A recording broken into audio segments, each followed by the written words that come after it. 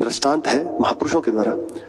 उन्होंने कहा कि उसका एक ही कार्य था, सतत उसकी दृष्टि बस बहू के ऊपर रहती, इतना कार्य कराती, प्रातः काल से लेकर सैन तक, बहू भी बेचारी थक जाती।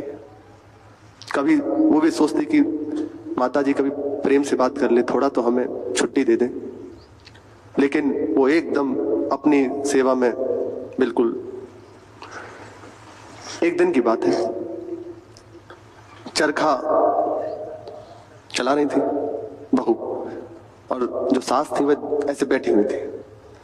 बैठे बैठे उनकी अंदर एक बात आई और कहा, बहू सुनो। तो वे अपनी भाषा में कहते थे, बहुरिया जरा श्वास ले, वहां से था ना, बहुरिया जरा श्वास ले।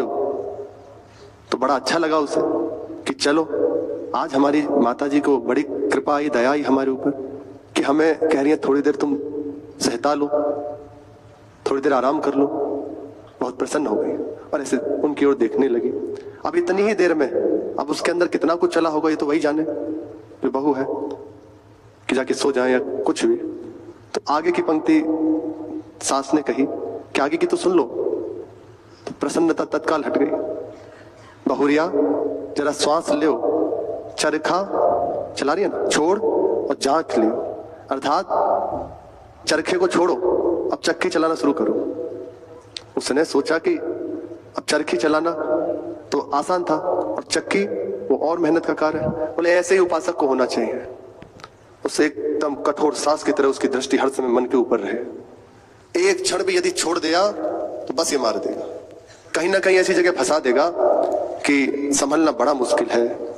जंगल में जब बहेलिया जाता है और हिरन को फंसा लेता है तो इतना सावधान में उस समय होता है कि यदि ये हिरन इस समय निकल गया, एक बार निकल गया, तो दोबारा हाथ में आना बड़ा मुश्किल है।